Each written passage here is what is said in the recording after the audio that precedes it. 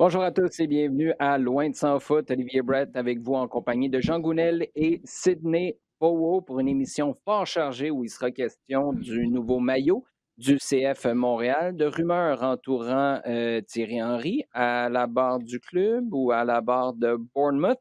On va en parler au cours des prochaines minutes. On reviendra évidemment sur ce qui s'est passé en Ligue des champions de l'UEFA au cours de la dernière semaine et on répondra à vos questions posées sur Twitter pour nos sujets chauds en fin d'émission. Mais d'abord, les gars, comment ça va? Je vais vous passer la vidéo du dévoilement du maillot dans quelques instants. Je ne veux pas votre opinion là-dessus tout de suite, mais la dernière semaine, correct? Pas trop de rebondissements? Ça va, merci, toi? Oui, oui, ça va très bien. Les rebondissements, il y en a eu quelques-uns par contre. Si vous le permettez, on va commencer par visionner cette vidéo. Ça a été, on nous a dit il y a quelques jours, il y a eu un teaser en bon français publié sur les médias sociaux avec ce qui allait clairement être un maillot, un dévoilement de maillot pour ce matin. Ça fait quelques minutes à peine, là. On est jeudi matin pour enregistrer l'émission. On nous a dit qu'à 11 heures, il allait y avoir une nouvelle. La nouvelle, ça a été la vidéo qui suit.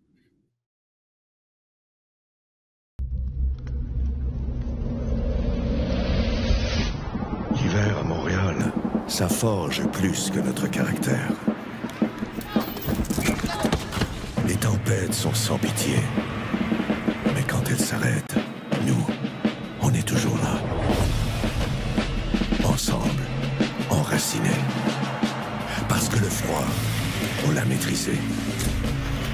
Depuis des décennies, il est dans notre ADN, comme ceux qui ont établi nos fondations et permis à nos racines de s'étendre partout dans le monde. Quand on a de la glace dans les veines, le froid nous propulse vers la victoire.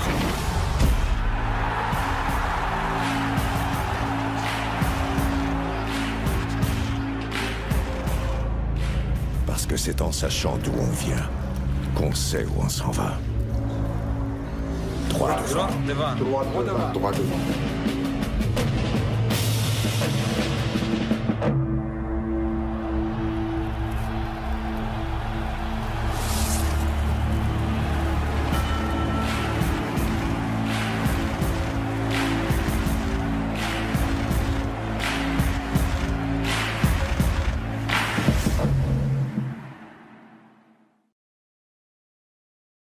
Bon, la bonne nouvelle avec une vidéo d'une minute 22 secondes, c'est que tu peux la regarder à peu près 15 fois en dedans d'une demi-heure. C'est pas mal ce que j'ai fait au cours des dernières minutes. Mais les gars, avant qu'on entre en enregistrement, je vous ai presque chicané pour vous dire là, dites-moi rien. Je veux pas savoir ce que vous en pensez maintenant. Je veux que vous me dévoiliez vos impressions, vos états d'âme lorsqu'on sera en pleine émission, en plein enregistrement. Sid, on commence par toi. Tu peux y aller avec le format, tu peux y aller avec le ton, tu peux y aller avec le maillot.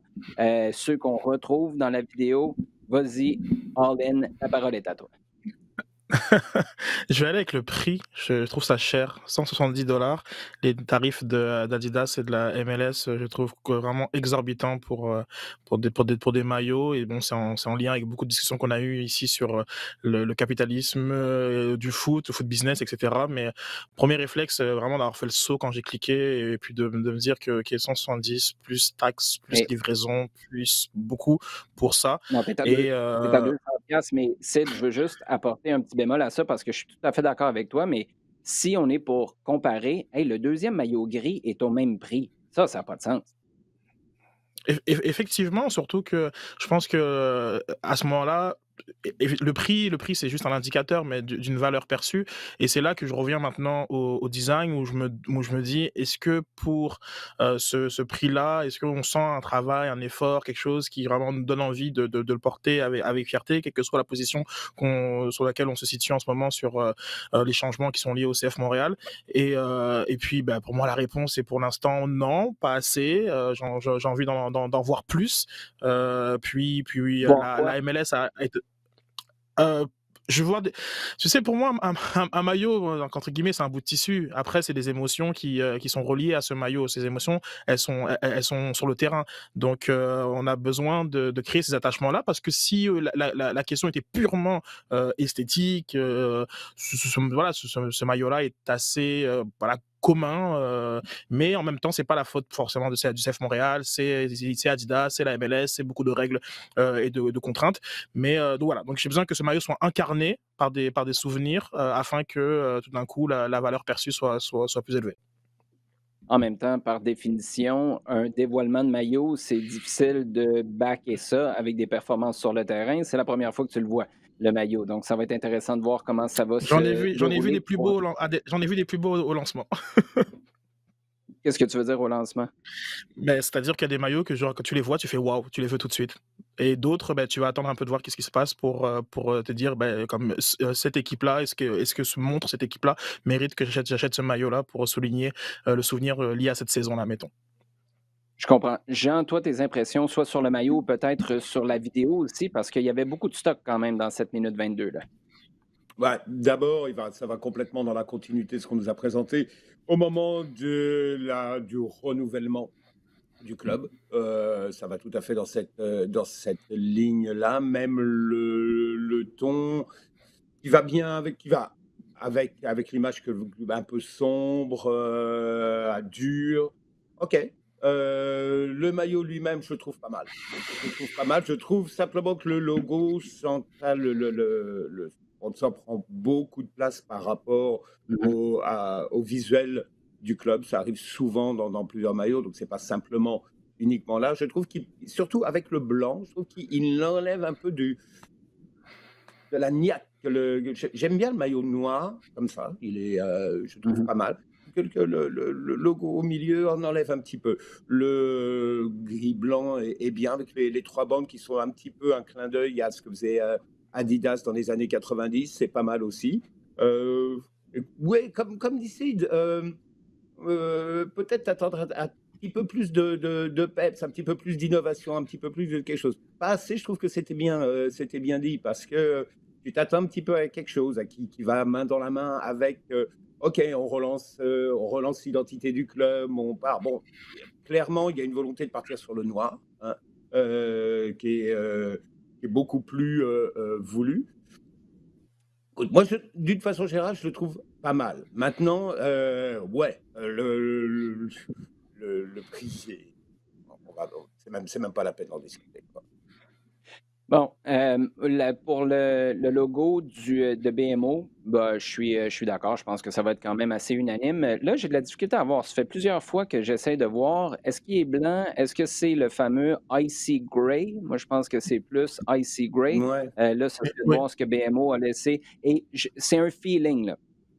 Je me demande si c'est pas plus tape à l'œil quand tu le vois en personne, puis c'est peut-être moins irritant, cette couleur-là, quand tu le vois en personne. Ça, j'en ai aucune idée, mais c'est clair que ça monopolise beaucoup l'attention, puis ça enlève un peu de ce que tu peux voir, parce que pour ceux qui ne l'ont pas vu encore, dans le tissu en tant que tel, noir sur noir, tu as les fameux flocons, en gros, qui sont là derrière. Ça t'empêche de voir ce motif-là avec le gros BMO. Donc là-dessus, on est d'accord. Moi, j'ai un petit problème, les gars, avec. Puis je comprends ce que vous dites, parce que de toute façon, à la base, là, dans une ligue où toutes les équipes sont habillées par le même équipementier, c'est difficile de réinventer la roue. Souvenez-vous, dans les années 90, là, les imprimés qu'on voit maintenant, qu'on prend pour acquis, Umbro avait commencé à faire ça avec des clubs en Premier League. Tu avais des stades en filigrane, puis c'était super intéressant, mais tu avais une compétition des équipementiers, chose que tu ne peux pas faire, et ça devient un petit peu plus standard avec les nombreux maillots, tous faits par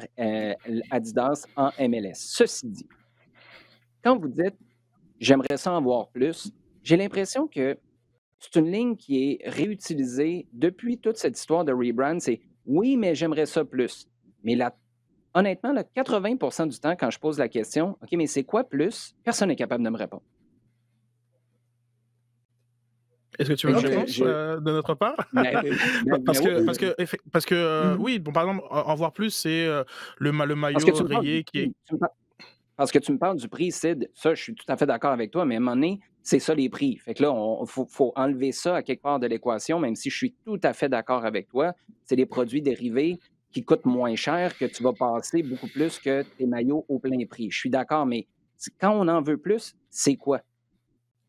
Alors, au niveau des prix, non, j'enlève pas ça de l'équation parce que comme je disais, il y a des maillots sur les que je vois et que je veux acheter même à ces prix-là. Il y a des Oui, nombreux mais clubs c'est que je ça, pourrais c'est pas le citer. prix. Donc C'est c'est pas c'est aussi une comment dire? Un rapport avec la qualité esthétique, du maillot et là, je te parle même d'équipes que je supporte pas, mais vraiment esthétiquement, le mmh maillot, pour moi, justifie son prix. Donc j'enlève pas le prix de l'équation. Ensuite, au niveau du design, bon, bah, des maillots sur lesquels je ne dis j'ai pas dit j'attendais plus, c'est celui qui a été révélé en 2018, je pense, hein, comme le maillot rayé qui a été une actualisation du maillot historique rayé de l'Impact de Montréal, que je pense même qu'on a eu la discussion parce qu'on on était déjà dans des projets communs, que je trouve vraiment très très élégant, qu'ils ont vraiment fait pour qu'ils soient très lifestyle, qu'ils se portent très bien, que ce soit pour jouer au foot ou même entre guillemets dans la rue. J'aime beaucoup, je l'aime beaucoup et je trouve qu'il a été travaillé avec quelque chose au niveau de certains détails, comme la présence de la cloche ou de petites choses qui faisaient en sorte que voilà, j'appréciais l'effort qui a été mis dans ce maillot. Là, je trouve que c'est un maillot qui, est plutôt, comment dire? Comme j'ai l'anglicisme malheureusement, mais plutôt safe. C'est bien, comme le noir, c'est très gagnant, c'est la prise de risque est très minimale dans un maillot noir. Mais je pense que, pour l'instant, dans le processus de changement du CF Montréal, on n'a pas voulu aller avec une itération qui soit beaucoup trop, entre guillemets «avant-gardiste». Donc ce qui aurait été, selon moi, peut-être mal reçu et pour des mauvaises raisons. Là, il était important de s'établir. Un maillot noir avec en filigrane justement les flocons. D'ailleurs, en parlant de communication, le mot flocon n'est pas dans la vidéo du club. Et il y a beaucoup d'éléments intéressants dans la vidéo du club. On voit quand même il y a une forme d'écoute. On en parlait aussi beaucoup. Mais c'est un maillot voilà, qui est assez commun de, on va dire de loin. De loin, on voit juste un maillot noir, effectivement, avec le gros rond du logo BMO. Et c'est sur ça que je trouve que je pouvais m'attendre à plus légitimement, même dans l'historique même de ce club-là, qui a eu des designs un peu plus poussés à mon sens. bon, la vidéo maintenant, Jean, tu retiens quoi de ce qu'il y avait dedans, de son contenu? Bah, ce que j'ai dit au début, c'est ça, ça va bien dans la continuité de ce qu'on nous a présenté au moment il y a un mois à peu près, au moment donc de la représentation du club, du rebranding, si tu veux. Ça reste dans cette continuité-là. Vraiment une volonté de rentrer à fond dans le concept. Le concept Mhm. lui-même, qui est donc de l'hiver, du froid, de la glace, de la neige, etc. Euh, un peu sombre. Ça me fait penser, ça m'a fait penser à la pub, quoi, la promo que Adidas avait fait avec l'équipe de France juste avant la Coupe du Monde 98, qui était clair-obscur un petit peu et qui était assez oppressante en fait, pour arriver sur une sorte d'apothéose. Je trouve que c'est au niveau message, au niveau impression, c'est pas mal, en rentrant des références, quand même, beaucoup de références historiques pour bien indiquer qu'il n'y a pas de rupture historique. Ouais. Je pense qu'il y a un travail, il y a eu de réflexion qui a été fait, prenant compte, je pense, d'un certain nombre de remarques qui ont été faites depuis un mois. Ouais, ça, ce serait vraiment intéressant de voir si ça vient des remarques qui ont été faites ou si c'était toujours le plan depuis le début. Mais moi, c'est la Mm. chose qui m'a marqué. En fait, il y a deux choses. Premièrement, Samuel Piette, on jase, là, c'est le prochain capitaine, Yeah, là, c'est terminé. Là. yeah, Puis on se pose pas de questions. Là. bien Il a pris sûr. des bains de glace pendant je ne sais pas combien de temps pour être certain que la vidéo elle sorte bien. Juste pour ça, donnez-y un brassard, c'est fini. Euh, Ça, je trouve que c'est intéressant, c'est assumé. C'est un gars d'ici, on ne reviendra pas là-dessus, mais je trouve Mhm, que c'était mhm. un angle à prendre. On l'a pris, on n'a pas essayé de le détourner en allant chercher quelqu'un de plus big, si on veut, que Samuel Piette, parce que c'est pas le plus grand joueur sur la planète, mais quand même, c'est lui qui est essentiel en ce moment, qui est au centre des activités du club. Mais là, moi, le truc qui reste tout le temps, si on s'attend à plus du maillot, très honnêtement, tu sais, je te relance Sid pour savoir tu veux dire quoi exactement, mais quelqu'un qui me dit ouais, il est correct, il est beau, mais je vais l'associer à quelque chose plus tard, pas de problème avec ça. Si on me dit le rebrand, je suis pas heureux parce qu'au départ, moi, je pensais pas qu'on avait quelque chose à changer. J'ai pas de problème avec ça. C'est de l'opinion, puis de toute façon, c'était un gros pari qu'on prenait du côté de l'impact pour devenir le CF Montréal. Ceci dit, quand on dit qu'on est en train d'effacer 30 ans d'histoire, moi, j'ai beaucoup de difficultés à comprendre ça parce que regardez ce que cette équipe-là vient de faire dans une vidéo d'1 minute 22 secondes. Tu viens de regrouper Marc Dos Santos, ben, en passant qui est avec les Whitecaps, tu aurais pu choisir d'être un peu fanfaron puis dire il est avec quelqu'un d'autre. Marc Dos Santos, Valerio Gazzola, Gervais, Pizzolito, Divaio, Piatti. Hey, t'as réussi. Drogba, là, à ce qu'on me dit, Drogba a retweeté la pétition des Ultras il y a quelques temps. Et là, Drogba est en train de dire droit devant. Quand l'Impact a été capable de faire ça dans le passé, et là, je parle de l'Impact à l'époque où ça s'appelait l'Impact, jamais tu as eu autant d'éléments de l'histoire de ce club-là dans un même projet regroupé, je le répète, dans 1 minute 22 secondes, quand l'Impact s'appelait Impact. Donc, d'être frustré par la tournure que le club est en train de prendre, je peux comprendre, mais de dire qu'on garoche l'histoire par la fenêtre, moi, je suis désolé. Depuis le tout début, j'accepte pas cette prémisse-là parce que je pense qu'au contraire, les divorces acrimonieux, tu peux les mettre derrière toi parce qu'ils appartiennent à l'Impact. Là, tu peux renouer avec tes anciens et la présence, Sid, je ne sais pas ce que tu en penses, mais la présence de Didier Drogba, là, à quelque part, c'est big dans cette vidéo-là, non? Tout à fait d'accord. Tout à fait d'accord. C'est pour ça que je distingue quand même la campagne de communication qui est vraiment intéressante avec le design pur du maillot. Je te rejoins 100% dans tout ce que tu as dit. Et d'ailleurs, même à ma grande surprise, puisque tu as souvent, durant le dernier mois, parlé de la présence des anciens pour le lancement du maillot. Et j'ai toujours montré beaucoup de scepticisme par rapport à ça. Où, mais non, c'est pas possible. Ils vont pas embarquer dans ça, etc. Mais Et puis, voilà. je te cacherai pas que c'était un souhait, là. Il n'y avait aucune certitude là-dedans, moi non plus. Ouais, non, mais je reconnais vraiment que, genre, comme pour moi, tu as eu le nez fin et je pense pas, et ce serait vraiment à creuser, je pense pas que c'était prévu. Je suis convaincu que si c'était prévu, Intéressant. à ce moment-ci, la présentation qui a été faite le 14 janvier aurait été différente.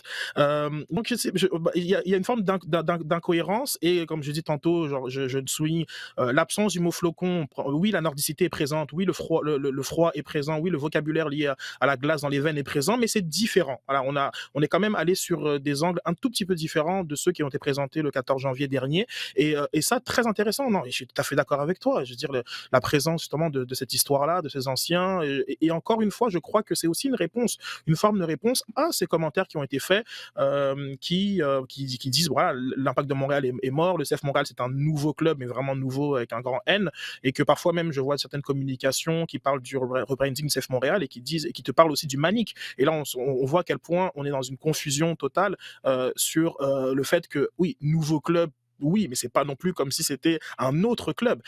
Donc non, je suis vraiment impressionné. C'est vrai que le vidéo est très bien fait.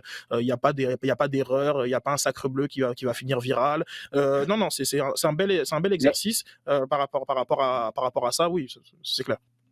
ben, Sid, puis c'est même pas là que je voulais aller, mais c'est tellement intéressant ce que tu soulèves parce qu'à quelque part, moi, à la radio, samedi dernier, j'ai posé la question, être à l'écoute, c'est quoi pour un club? Parce que le club s'est dit à l'écoute, les supporters, pour plusieurs, disaient non, vous ne l'êtes pas. À quelque part, là, de ne pas avoir de sacre bleu, de ne pas avoir le mot flocon, d'avoir des anciens, est-ce que c'est pas une forme d'écoute à quelque part? Parce qu'on pourra peut-être poser la question, est-ce que c'était ça votre plan dès le départ, d'avoir des anciens? Mais si ça ne l'était pas, puis si on était supposé d'être flocon mur à mur, sacre bleu mur à mur, et qu'on a décidé de changer notre fusil d'épaule, d'ajuster, de se recentrer sur les piliers les plus importants, puis d'enlever le flafla qui était peut-être un petit peu plus marketing ou philosophique, est-ce que c'est pas ça, une forme d'écoute, Sid? Ben oui, tout à fait. Et puis, genre, comme c'est une question un peu perdant-perdant, parce que ce sera reconnaître qu'on n'a pas très bien fait les choses et qu'on a dû se réajuster, ou dire non, c'était prévu depuis le début. À ce moment-là, comme comment tu peux justifier que ce que tu as fait. Donc, finalement, soit ils font preuve d'empathie et d'écoute, et je pense que ce serait tout à leur honneur de faire une forme de mea culpa, parce que ça fait vraiment montrer que le club est quand même, voilà, fait partie d'un environnement dans lequel, avec lequel il résonne. Et puis, je pense que ça peut remettre aussi un peu tourner la page, donc dans le sens que oui, on s'est un peu trompé, être en vase clos, etc. Mais en même temps, voilà, peut-être qu'on avait des craintes légitimes liées à l'exercice délicat du rebranding, et c'est pour ça qu'on s'est trompé. Mais oui, je suis très très curieux de voir de voir leur réponse par rapport à ça. Ouais. Oui, ce serait intéressant. Si c'est le cas, qu'on a un peu ajusté en cours de route, ça démontrerait qu'on n'a pas l'ego mal placé qu'on a eu dans le passé. Et ça, pour moi, ce serait un pas dans la bonne direction. Jean, avec tout ça, là, ce qu'on retient surtout, c'est qu'une vidéo pour dévoiler un maillot, contrairement à une présentation comme on a eu au mois de janvier pour expliquer la nouvelle identité, répondre à des questions sur cette identité-là parce que tu as des médias qui sont présents. Ben, ça t'empêche d'avoir à répondre à des questions sur Thierry Henry. Là, ils s'en vont-tu à Bournemouth ou pas, Thierry? Clairement, c'est sûr que ça menaçait de faire pas mal d'ombre à tout ce qui allait sortir aujourd'hui. Écoute, j'en sais rien du tout. C'est sorti lourd de lourd hier, avec, avec un certain nombre d'arguments dans les deux sens. D'abord, et dès le départ, l'info, elle vient du Daily Mail. Le Daily Mail, c'est pas de l'info brute de brute, et disons que c'est quand même de la rumeur qui est bien habillée. Hein? Ça s'est quand même vite ramassé sur Sky Sports. Sky aussi. Bon, Sky aussi a cette petite tendance à prendre une petite nouvelle, au sens où une rumeur, par exemple, et puis commencer à la gonfler ou je dirais à la mettre un petit peu à l'habiller. D'accord? Bon, maintenant, d'accord, peut-être, mais de l'autre côté, tu ne peux pas dire qu'il n'y a rien et que c'est simplement bidon. Clairement, il y a quelque chose qui est là, qui a effectivement une déclaration d'intention de la part de Bournemouth d'aller chercher Thierry Henry.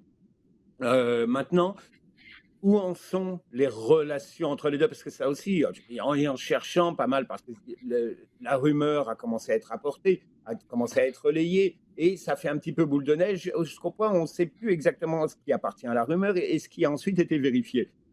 Est-ce qu'il y a eu des contacts entre le club et Thierry Henry, et où est-ce qu'ils en sont dans ces contacts-là? Parce que avant tout, c'est la première question qu'on devrait se poser. Et dans quelle perspective? Est-ce que c'est pour est-ce que c'est pour quelque chose d'imminent? Est-ce que c'est pour quelque chose éventuellement si Bournemouth, par exemple, arrivait parce que là ils sont 6e, ils sont dans les places pour un barrage pour la Première Ligue, et on sait comment le Championship fonctionne. T'es 6e maintenant, même si tu as 10 points de retard. À la fin de la saison, ça peut se rattraper. C'est un championnat qui déboule sur la fin, qui est complètement malade. Donc, ils sont encore bien placés pour remonter en Premier League. On se rappelle qu'ils ont été relégués l'année dernière. Donc, il y a beaucoup de choses. Il y a un calendrier qu'il va falloir un petit peu envisager, parce que si Bournemouth monte on sait qu'ils montent en Premier League au mois de juin. Je ne les vois pas, par exemple, attendre le mois de novembre pour aller chercher Thierry Henry. Ça, c'est très clair. Si Bournemouth ne montait pas, je pense que là, par contre, il y aurait un petit arrangement beaucoup plus possible. Maintenant, de l'autre côté, est-ce qu'eux, ils s'attendent plus à une décision imminente, sachant que la MLS n'a pas repris, va reprendre dans un peu plus d'un mois. Donc, peut-être qu'eux voient une fenêtre en disant, bon, bah, si on y va là d'un seul coup maintenant, peut-être qu'on peut bousculer un petit peu la décision, sachant aussi que Bournemouth va venir avec probablement un projet sportif et salarial certainement intéressant. Oui, mais là, il y a plein d'angles à cette nouvelle-là. D'abord, le fait qu'il y a de l'intérêt. Après, est-ce que Thierry Henry aurait de l'intérêt à s'en aller de l'autre côté? Le type de club, Bournemouth, c'est comme un très grand, très petit club. Je ne sais pas trop comment le présenter à part que de dire ça. Ils ont fait les choses de la bonne manière les dernières années, mais c'est quoi? C'est un stade de 12 000 places, là, fait que tu es loin. Ce serait ça aussi un tremplin. Il y a le fait que tu avais des gars, selon les rumeurs, comme Patrick Vieira, tu as Wagner qui est là, tu as Jonathan Woodgate. Il y a quand même des noms qui ont un peu d'expérience, qui en ont plus même que Thierry Henry qui serait dans le mix. Donc, la première chose qui t'est venue en tête dans tout ça, c'est, puis là, je n'ai même pas parlé de la perspective CF Montréal, qui a à se poser des questions. Est-ce qu'on le laisse discuter? Est-ce qu'on ne le laisse pas? Si on le laisse partir et que ça fonctionne pour lui, ben, on le remplace par qui? Écoute, on peut revirer ça dans tous les sens. La première chose qui t'est venue en tête, c'est quoi? Aïe, aïe.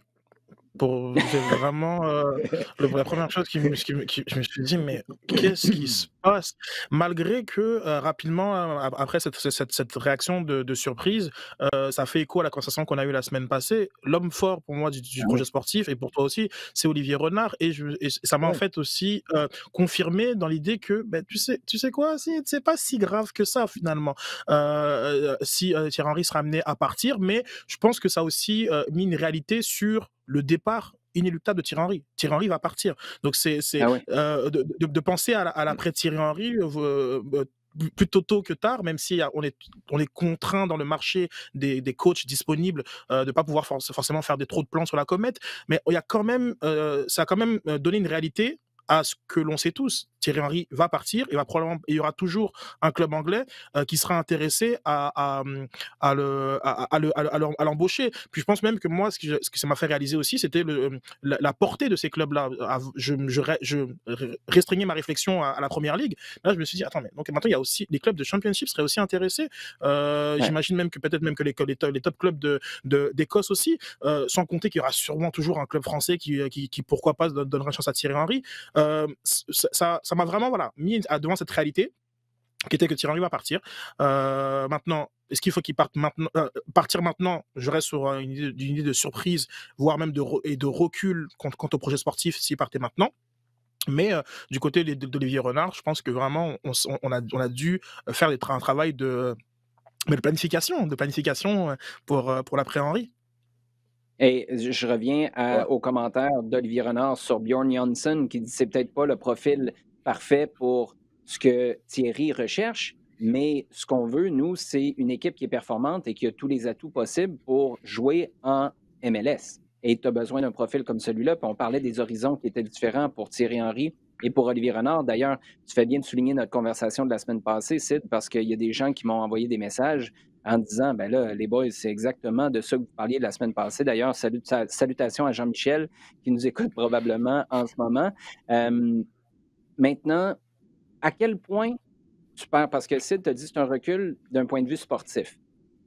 Un recul, OK, mais ça n'a pas été fracassant. Ça a été bon sur les 5, 6 derniers matchs de la saison. Donc là, j'aimerais ça que tu me donnes ton opinion sur à quel point c'est un recul. Parce qu'on a beaucoup parlé l'année passée, souviens-toi, de l'apport de Thierry Henry en dehors du terrain, puis à la base, c'est ce que tu cherchais. Moi, je suis largement resté sur ma faim, même si la conclusion a été superbe. Le bilan a été bon, sa tournée médiatique avant le match de série a été bonne. Ça, c'est bien, mais dans l'ensemble, ça a été difficile dans le relationnel avec les médias. Il n'y a pas eu beaucoup d'aspects promotionnels autour de ça. Et sur le terrain, ça a pris beaucoup de mieux sur la fin, mais ça reste une poignée de matchs. C'est un très petit échantillon. Donc, qu'est-ce que l'Impact perd vraiment? Le CF Montréal perd vraiment si Thierry Henry s'en va? Tout à fait d'accord avec tous les constats. Ce qu'il perd, c'est la courbe d'apprentissage. C'est-à-dire que finalement, cette Mmh. année-là, elle aura un peu servi à rien. Alors que cette année-là, selon nous tous, je pense, c'était des graines plantées pour en récolter les fruits durant cette saison. C'est la saison de 2021. Donc c'est surtout là que je vois vraiment le recul potentiel. Effectivement, les constats sportifs, on les a tous faits, même les constats hors terrain, on les a tous faits. Et ça, on est parfaitement d'accord. Maintenant, on se disait aussi quand même que ben, les choses iraient mieux en ce sens-là, car le message a déjà été dit, car les situations logistiques MLS ont déjà été vécues, car voilà, les relations avec les médias, etc. Donc voilà, donc c'est plus dans cet aspect-là, effectivement, que j'emploie le mot recul Mmh. voilà, sur la situation, au cas où il sera amené à partir à 2 semaines du début du camp de préparation de l'équipe. Jean, le commentaire de Sid sur cette courbe d'apprentissage-là, je le trouve franchement intéressant. Est-ce que tu peux pallier à ce recul dans une courbe d'apprentissage en prenant un de ses adjoints qui a vécu toute la saison dernière? Est-ce que tu peux y aller avec un Patrice Bernier qui n'était pas là sur toute la campagne, mais peut-être un Wilfrid Nancy qui, lui, a été l'adjoint de Biello, a été l'adjoint de Rémi Garde. Oui, il a été l'adjoint de Wilmer Cabrera aussi. Il a été l'adjoint de... Il est encore l'adjoint, on va faire attention au temps de verbe qu'on utilise. Il est encore l'adjoint de Thierry Henry. C'est un gars qui est tourné vers un jeu offensif, donc le droit devant, la philosophie d'une équipe qui veut jouer sur le pied d'en avant plutôt que de manière plus conservatrice comme Rémi Garde. Je pense que tu n'es pas trop loin d'être dans les mêmes eaux. Est-ce que ça, c'est une option ou pour toi, il faut aller ailleurs chercher un coach de l'extérieur? Non, je pense que c'est une option. Je pense que c'est une option à partir du moment où, dans le bagage dont parle Sid, il y a une façon de jouer. Il y a quand même un projet que Shikori a essayé de dessiner, de mettre en place. On a eu toute une année de discussion, quand on a eu le temps, une année de discussion sur défense à 3, défense à 4, type d'animation, avec un véritable milieu offensif axial ou pas. Et il y a différentes questions, différents questionnements, différentes façons de regarder l'équipe et comment elle a évolué. Donc il y a clairement dans le jeu et dans ce qui a été demandé pendant un an, il y a eu quelque chose de fait. Donc, continuer dans cette voie-là, ça me semblerait le plus logique. Oui. Ouais. Maintenant, il va y avoir du pour et du contre dans chaque cas. Wilfried Nancy, il a déjà fait des intérims. Est-ce que c'est quelqu'un qui est capable d'être là sur le long terme? Questionnement. Patrice Bernier, dont le nom va forcément, et a déjà commencé à circuler à coup sûr à partir du moment où l'info sur Henry a commencé à sortir.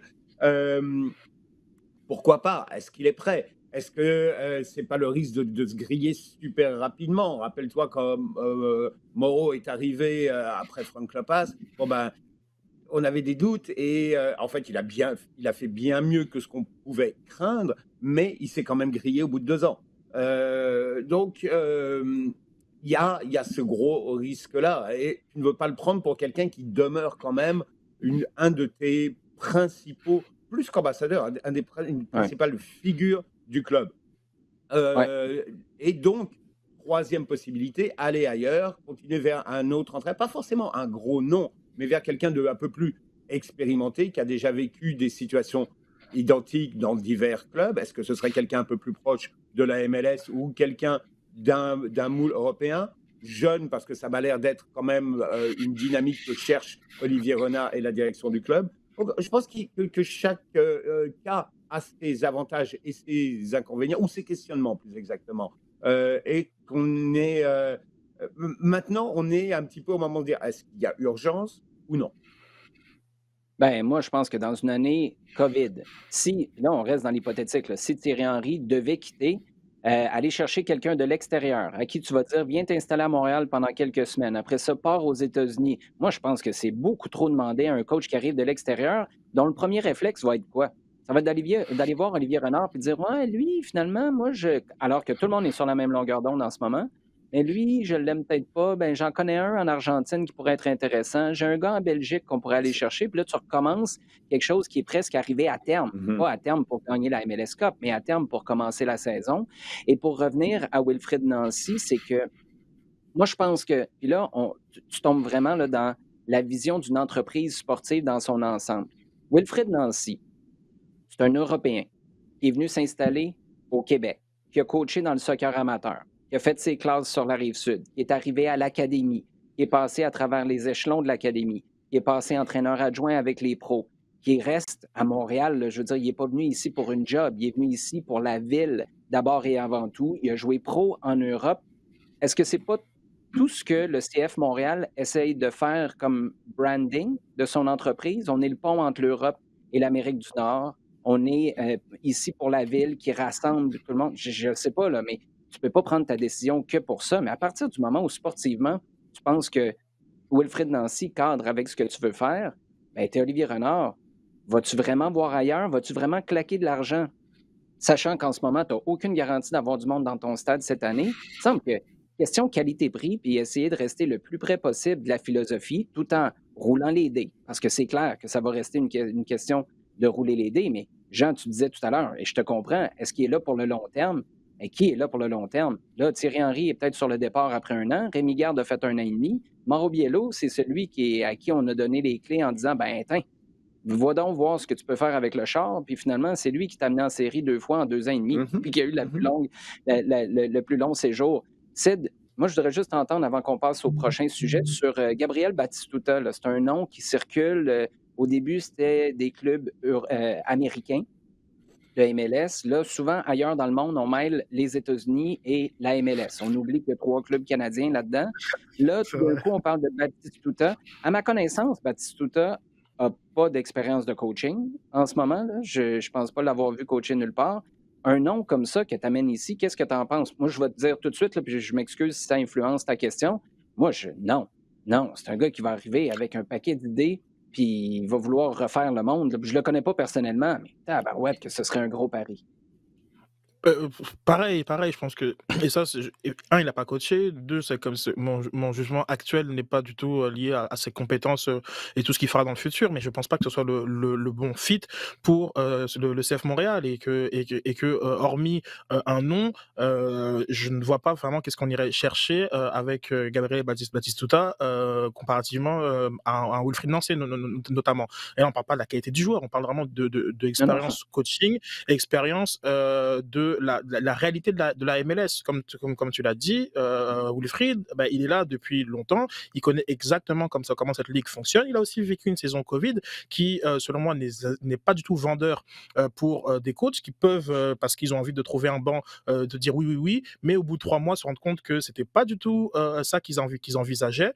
Donc, il y a une grosse prise de risque. Et même s'il y a des noms, par exemple, je voyais circuler le nom de Marc Wilmot, il y a des noms qui feraient du sens dans la francophonie, la jeunesse, l'expérience, très bien, mais dans le contexte actuel du Covid, je ne vois pas une solution autre que les solutions à l'interne.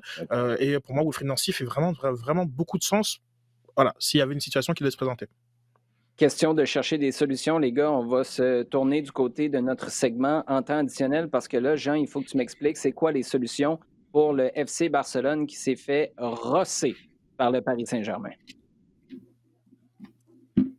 Je pense, je ne vais même pas dire l'aboutissement parce que ça fait maintenant 1 an et demi que cette équipe-là, elle suit une mauvaise pente. Des solutions, écoute, je ne sais pas. Il faut analyser le problème. Et le problème, à mon avis, il est suffisamment lourd et on n'a pas vraiment encore commencé à en faire la moitié.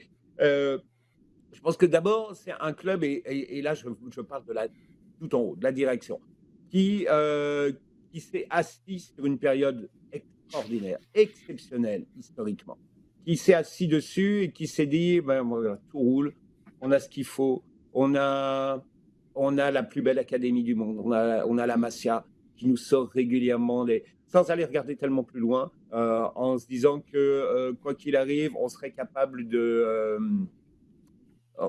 s'arranger, d'aller chercher tel ou tel joueur et en même temps de faire la promotion. Tu sais, Florentino Pérez, à l'époque de les Pavonès et Zidanes, hein, c'est un petit peu une certaine des grandes vedettes et puis des joueurs locaux. Je pense qu'ils sont partis dans une idée, dans un concept sensiblement le même,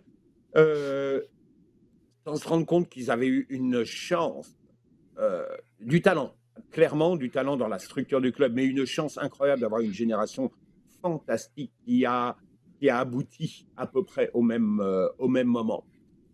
Et de ne pas avoir regardé ce qui se passait autour. Et d'un seul coup, il y a eu, comme dans le carton, le gros coup de massue sur la tête avec le départ de Neymar. Et je pense que ça a tout cassé. Ça a tout cassé parce qu'à partir de là, ils se sont rendus compte qu'ils étaient vulnérables, que leur projet commençait à prendre l'eau parce que le départ de Neymar correspond aussi au départ, ou en tout cas à la fin de la période Xavi Iniesta, et qu'ils se sont rendus compte qu'il y avait rien derrière. Il y avait rien derrière et que ils n'allaient pas retrouver un noyau tout de suite capable de fonctionner au Barcelona B ou à la Masia, et que financièrement, ils étaient complètement dépassés. Oui, ça, c'était un résultat, c'est de mardi. 4-1, le Paris Saint-Germain qui a battu le Barça. Le lendemain, défaite de la Juve, 2-1 face à Porto. Victoire de 3-2 du côté de Dortmund face à Séville, avec une super performance de Haaland là-dessus. Mais pour retourner à mardi, jour de PSG qui battait facilement le Barça, tu as aussi Liverpool qui a fait une bonne affaire. Question de quoi? Mettre un sourire sur le visage de M. Jürgen Klopp? Oui, oui, comme on a discuté, Klopp qui est très, très affecté en ce moment, donc pour les situations personnelles et aussi tout simplement parce que dans le club, il y a rien qui va, avec une liste de blessés qui s'allonge. Je pense que faut quand même qu'on réalise que il fait maintenant la majorité de ses matchs avec une défense centrale composée de milieux de terrain. Hem on a eu aussi de sa part une concession, du titre, qui s'est faite, voilà, à la dernière conférence, de presse où il a dit que c'est pas possible de les voir aller rattraper Manchester City. City qui est maintenant à 10 points devant United avec leur victoire contre Everton hier. Et ça fait du bien à un club qui avait beaucoup de problèmes en défense, comme je disais, de faire le fameux clean sheet, même si ça s'est joué à rien, hein.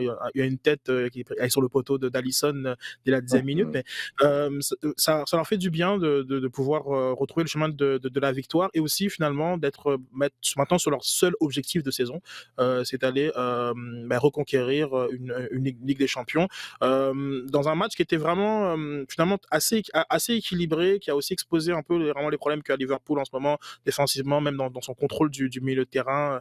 Thiago Alcantara, il en apporte autant qu'il en enlève. C'est assez intéressant, enfin, des joueurs tellement talentueux, mais qu'en même temps tu rends compte de tellement de carences. Mais Liverpool a pris une option, 2-0 à l'aller. Il reste sur leur continuité. Je pense que ça fait 12 matchs de suite qu'ils battent les équipes allemandes. Ils ont trouvé la clé et je pense que ça leur fera du bien pour la fin de saison.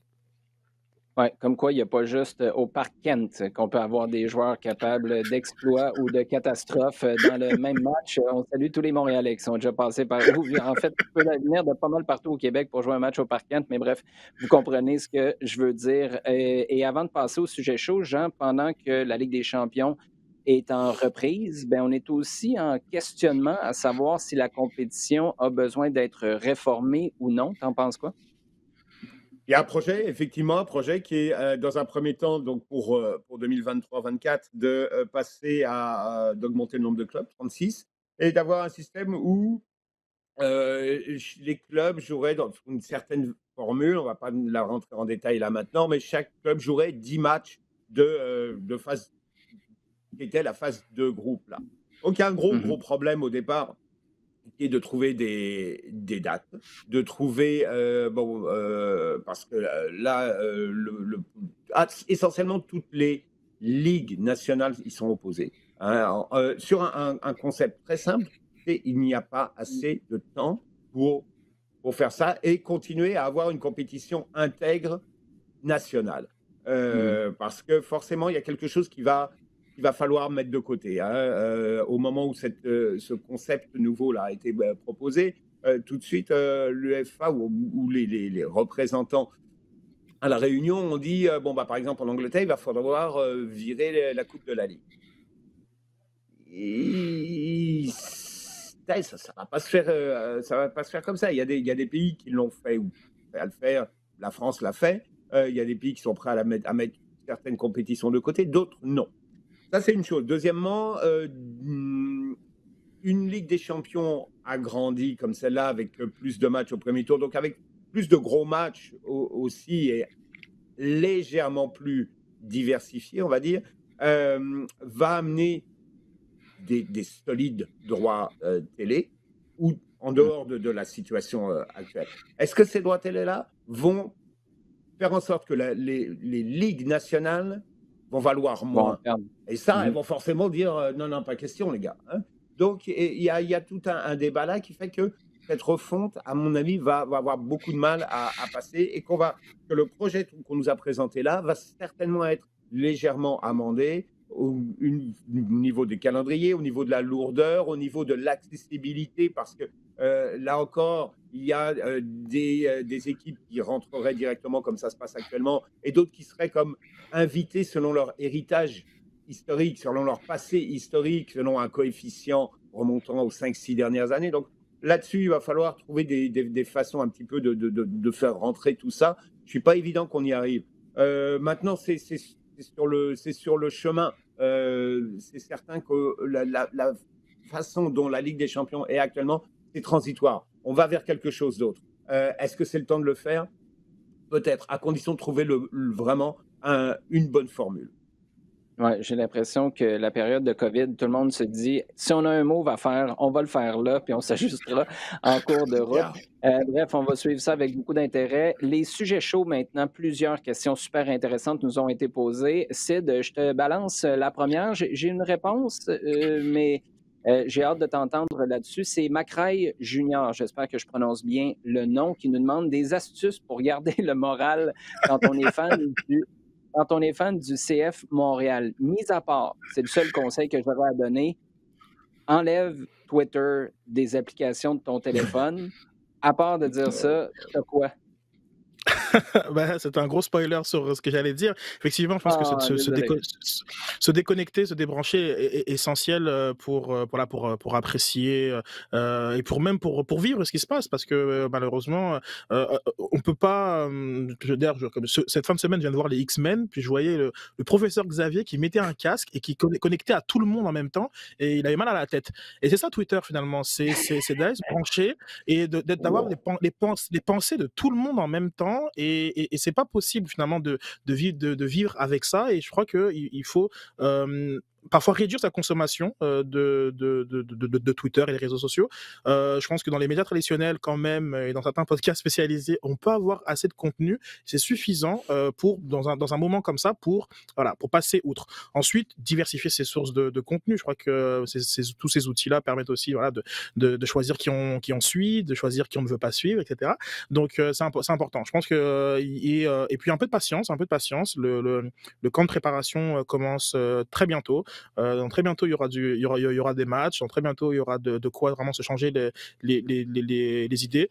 Donc voilà, un peu de patience et un peu de déconnexion. Je pense que Macrae, avec ça, tu vas pouvoir retrouver un peu de joie. Oui, mais attends, Sid, parce que là, je vais t'embarquer tout de suite avec la deuxième question qui nous vient de Patrick Baudouin, parce que tu dis bientôt il y aura ci, bientôt il y aura ça, mais bientôt on aura peut-être sérieusement la question à se poser, qui doit remplacer Thierry Henry? Jean en a parlé tout à l'heure, j'aimerais t'entendre sur le cas Patrice Bernier. Est-ce que ce serait un cadeau empoisonné de lui donner cette opportunité-là à ce stade-ci de sa carrière? Oui, clairement, ce sera un cadeau empoisonné, sachant aussi que tout simplement, on a eu l'an passé un cas de figure où l'équipe a dû s'exiler longtemps aux États-Unis et il n'a pas suivi l'équipe. Je comprends qu'il était assigné au U23, il y a des paramètres de bulle qu'il faut pas briser, mais il y a aussi une réalité familiale qui fait en sorte que je pense pas que ce soit une bonne idée pour l'instant que Patrice Bernier soit à la tête du CF Montréal. Si c'est sa volonté de l'être à un moment donné, je lui souhaite grandement, mais j'ai l'impression, c'est que d'ailleurs, c'était un peu ma crainte d'ailleurs, même avec la nomination de Samuel Piette et sa présence en tant qu'ambassadeur du maillot, que qu'on rejette un petit peu une forme de responsabilité auprès finalement de personnes qui ont rien demandé, hein. Ils sont là pour faire leur job entre guillemets, mais j'ai pas, voilà, j'ai peut-être une crainte, hein, c'est peut-être moi qui me projette trop et qui craint ce cadeau empoisonné, mais je pense pas que ce soit une bonne idée. Je veux juste, question de bien comprendre, qu'est-ce que tu veux dire par rapport à Samuel Piette? Alors, par rapport à Samuel Piette, comme il y avait des situations qui étaient celles vécues par Patrice Bernier, qui était vraiment celui d'aller au bat. Et Patrice Bernier, Mmh. pendant Mmh. très longtemps dans sa carrière, quand ça va mal, on allait, c'était le seul qui était disponible pour parler après les médias. C'était vraiment la personne qui, lui, encaissait toutes les émotions négatives. Et ma crainte par rapport à Samuel Piette, c'est qu'il devienne un petit peu cela. Et ma crainte par rapport justement au maillot, qui veut pas, le maillot allait incarner le rebranding. Un rebranding, donc on sait tous qui suscite de vives émotions. Donc j'ai une petite crainte par rapport au fait que pourquoi c'est lui qu'on envoie, tiens allez hop, vas-y, mets le maillot, comme c'est toi qui va recevoir toutes les critiques que nous on veut pas recevoir. Donc c'est un ressenti, Ouais, je mais comprends. Dans le fond, tu crains que ça déteigne sur lui, que les émotions envers un rebrand, un logo, une nouvelle direction soient dirigées vers lui.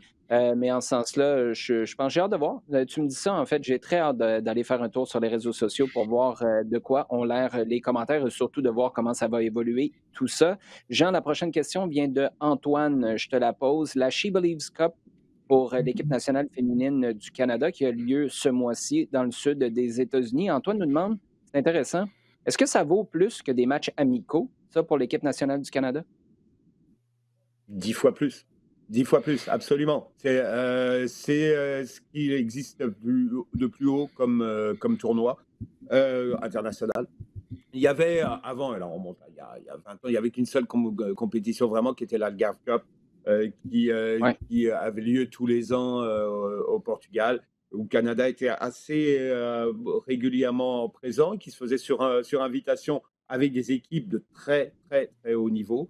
La She Believes Cup est venue pour créer un tournoi de la même amplitude et certainement mieux parce que c'est venu à un moment où l'équipe nationale américaine était vraiment bien installée, était vraiment un vecteur assez fort pour justifier l'organisation d'un tournoi international. Et c'est un tournoi international où là aussi on va chercher que vraiment le top. L'Angleterre, l'Allemagne, le Japon, c'est vraiment des équipes de très très haut niveau avec un format bon, mini tournoi, mais où il y a un certain prestige à aller le chercher. Alors oui, ça vaut pas mal mieux que des matchs amicaux parce qu'il y a un enjeu. Il y a véritablement une compétition face aux meilleures équipes que tu retrouves régulièrement dans chaque tournoi. Donc oui, absolument. C'est vraiment c'est un mini-test de ce que tu es capable de faire en compétition. Je comprends quand même la question d'Antoine parce qu'au soccer féminin, j'ai l'impression que tu as les Olympiques, tu as la Coupe du Monde, puis Sid, tu nous as fait ce commentaire-là tellement souvent. Entre les deux, on perd de vue, puis c'est là où on se demande qu'est-ce qui est quoi. Et je pense que c'est de là que venait la question d'Antoine. Très intéressant comme réponse, Jean. Sid, maintenant, il y a Paulo qui nous demande, en ce qui concerne la Ligue des champions de l'UEFA, est-ce que Porto, qui, on le rappelle, a battu la Juve 2-1 cette semaine, est-ce que Porto peut causer la surprise en Ligue des champions comme Lyon l'a fait la saison dernière? Oui, totalement. Si on se fie au contenu du match au Estádio Dragão entre Porto et la Juve, Porto d'ailleurs est très très mal payé de sa performance puisque le but de Chiesa, la 82e, vient complètement rebalancer les cartes et en plus que d'un penalty qui aurait pu être accordé à Ronaldo à 94e, mais sur l'ensemble du match, mais la Juve n'a rien montré du tout. Et puis, j'en discutais avec beaucoup de personnes où je me suis dit, justement, il y a le spectre de Lyon, il y a l'élimination contre l'Ajax, et on arrivait aussi peut-être à une troisième sortie contre des équipes je veux dire, de deuxième chapeau. On n'a pas ramené Cristiano Ronaldo à grands frais pour se faire sortir par des équipes de ce standard-là, et que j'en enlève rien à ces équipes-là, mais l'idée était de gagner la Ligue des Champions, d'être dans le dernier carré à chaque année, et c'était pas du tout le cas. Donc on est passé très très proche de l'accident industriel.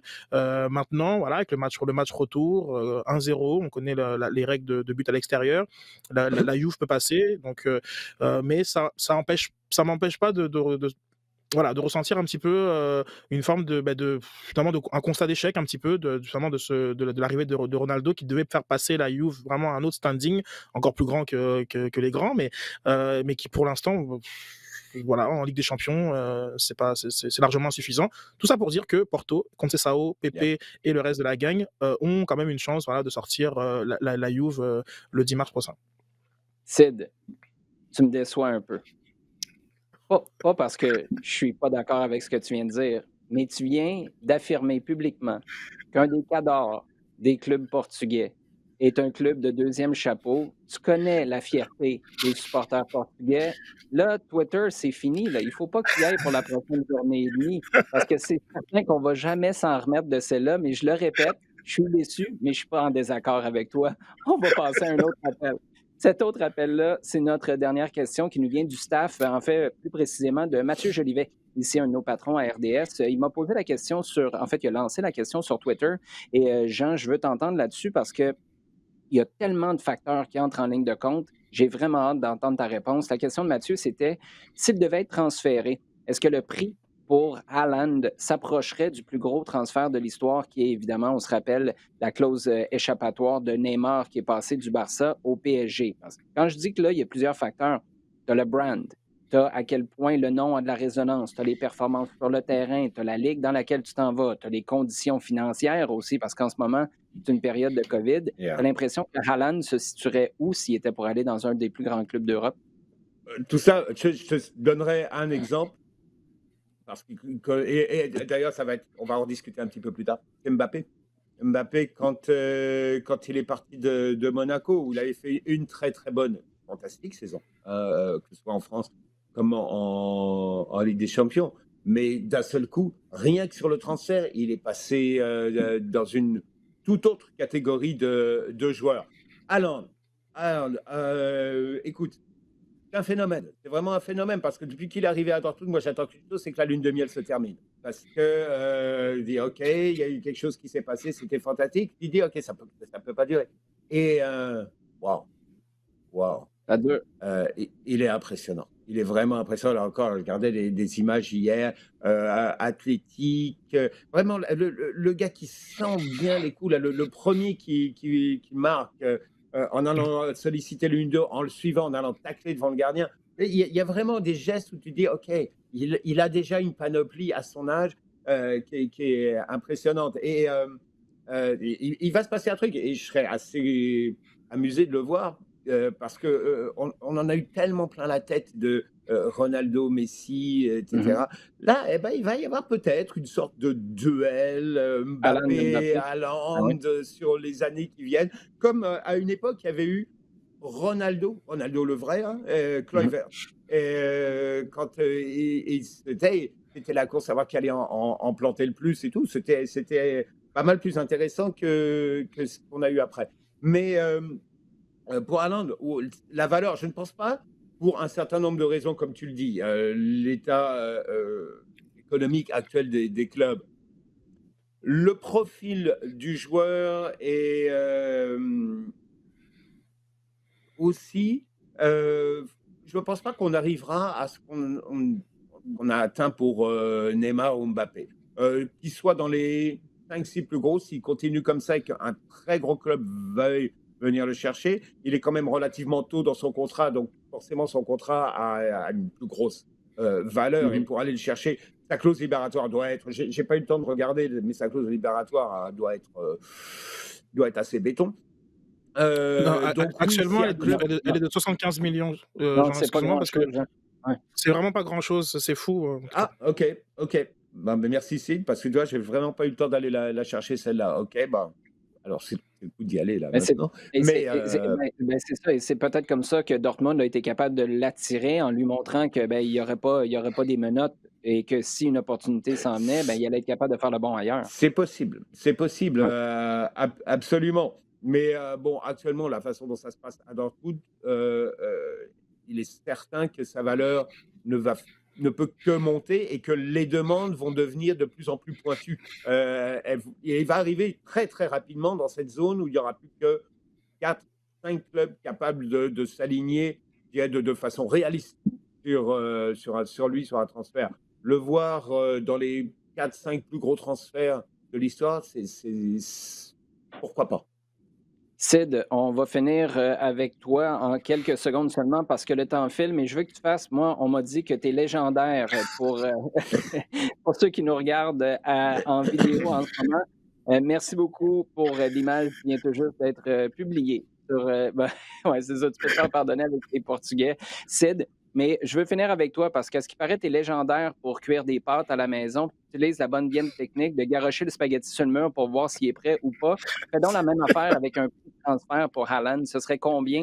Ce serait au-dessus de 100 millions d'euros. Évidemment, si tu étais pour le transférer là, je présume, mais ce serait combien? 150. Le spaghetti est prêt, mon Sid. Moi, j'aime ça quand tu termines comme ça. Puis en mon nom personnel, en celui de Sid, un peu moins Jean parce qu'il ne s'est pas mêlé de ça, on s'excuse auprès de tous les Portugais qui nous écoutent en ce moment. C'est mes favoris pour l'Euro. C'est mes favoris pour l'Euro en plus. Oui, c'est ça, parce qu'ils vous ont battu. C'est pour ça qu'ils sont là, vos favoris pour l'Euro. Merci, Jean, merci, Sid. C'est toujours un gros plaisir. Merci à vous de nous avoir posé vos questions tout au long de la semaine. On a bien hâte d'aller faire un tour sur les réseaux sociaux, savoir ce que vous pensez du nouveau maillot du CF Montréal. On vous invite, comme à l'habitude, à toutes les semaines, à nous poser vos questions sur Twitter, #LDSF. Consommer et partager le contenu sur la rds.ca/balado-diffusion, sur iHeartRadio et toutes vos plateformes préférées.